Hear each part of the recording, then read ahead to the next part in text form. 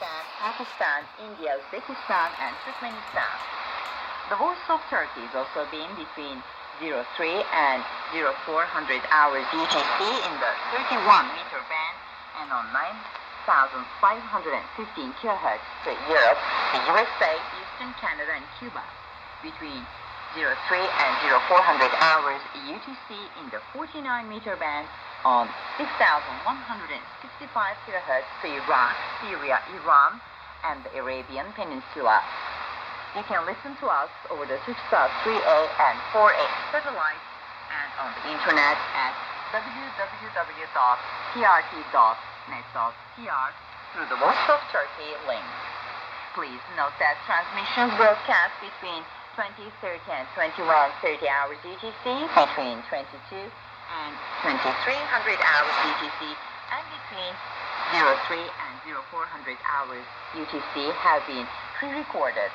Our email address is english-at trt.net.tr. Following the news and review of the Turkish press, the Voice of Turkey will present the review of foreign media. Today in history, Turkey's tourist attractions. Did you know that? Followed by some Turkish music.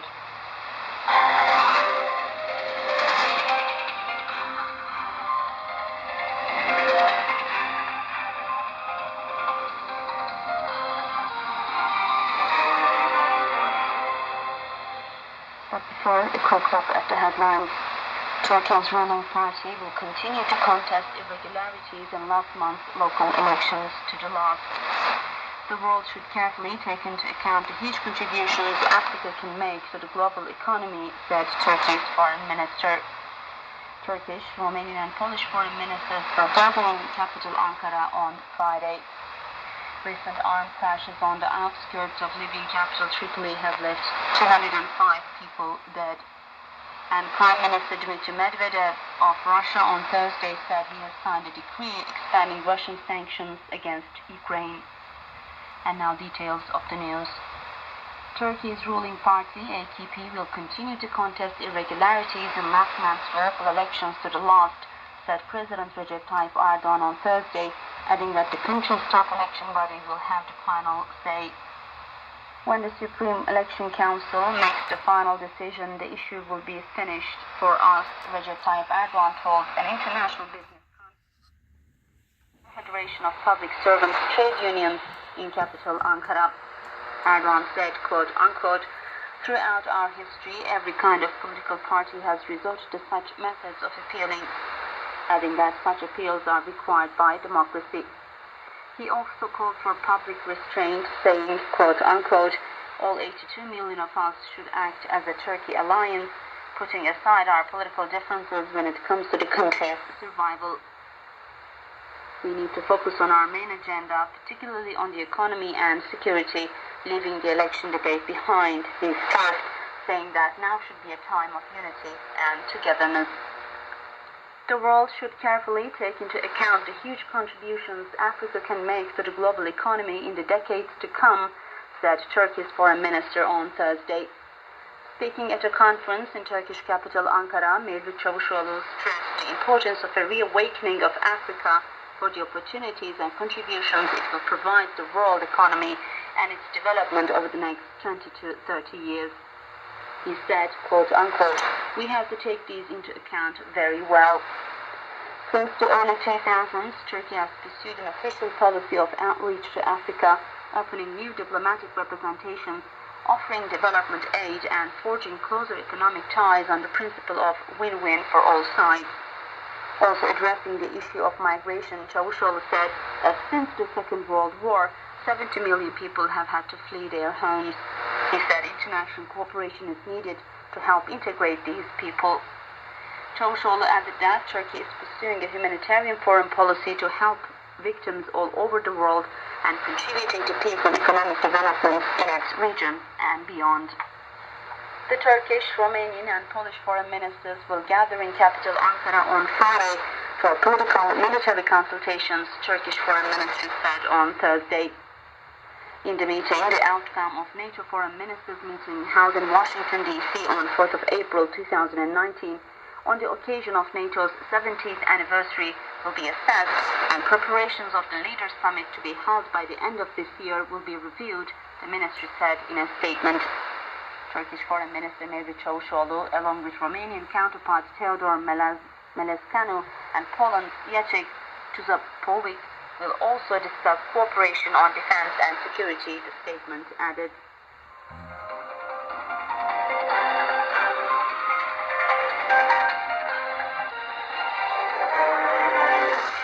The news continues on the English language broadcast of the Voice of Turkey.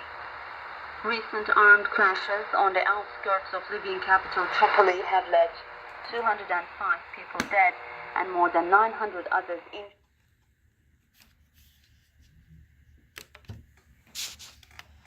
Khalifa Haftar, commander of forces loyal to Libya's eastern government, launched a campaign to capture Tripoli, where a rival UN-recognized government of national accord is headquartered. Toll for armed conflict in Tripoli is 205 dead and 913 wounded, the UN-affiliated health body tweeted Thursday. Medical specialists at World Health Organization Libya deployed to support frontline hospitals are helping perform dozens of surgeries, it added. Although Haftar has so far failed to wrest the capital from pro-government of national accord forces, sporadic fighting on the state's outskirts has left casualties on both sides. Russian Prime Minister Dmitry Medvedev on Thursday said he has signed a decree expanding Russian sanctions against Ukraine. The new measures ban export to Ukraine of oil products and coal, he said at a government meeting in Moscow. Also, the decree expands the list of items prohibited for import from Ukraine, he added. He said, quote, unquote, "We are expanding the ban on the import of certain types of goods to Russia. This measure will affect Ukrainian machinery, light industry, metalwork, the cost of which last year amounted to almost $250 million, he said. Medvedev also noted that these measures are retaliatory. And that was the news brought to you by the Voice of Turkey.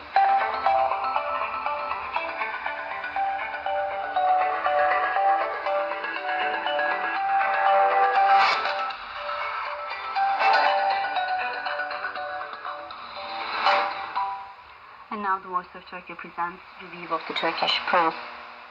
Sabah reports that Turkey announced its decision to purchase S-400 air defense systems is not a decision taken against any state. Presidential spokesperson Ibrahim Kalın said S-400 decision was taken within the context of Turkey's national sovereignty and doesn't jeopardize any state. Turkey cannot accept any remarks that seek to question its status within NATO as part of the S-400 debate, Kalın added. Vatandaş Prime Minister Mevlut Çavuşoğlu met his Iranian counterpart Javad Zarif on Wednesday. Çavuşoğlu said they will continue to explain to the U.S. that its embargoes on Iran are wrong. Zarif, for his part, said he had conducted a long meeting with Syrian leader Bashar Assad in Syria and that he would present a report of this meeting to President Recep Tayyip Erdogan soon. Haberturk says that exports from the Aegean region to Russia grew by 111% to reach $79,908,000 in the first 3 months of 2019 as against the same period last year. Fresh fruits and vegetables topped the list of export producers to Russia with $15,409,000 worth of exports. Curious reports that the latest stage in the second phase of Trans-Anatolia natural gas pipeline has been reached. The project stipulates the flow of natural gas to be extracted from Shah Deniz 2 natural gas field in Azerbaijan to European buyers through Turkey. First flows began across the pipeline on 15th of April. Star says that Turkey in February exceeded its imports from the bloc. According to Eurostat, Turkish exports into the EU in February stood at $6.5 billion and imports at $5.6 billion. Turkey had a trade surplus of $2.7 billion vis-à-vis the EU in the first months of 2019. And that was a review of the Turkish press.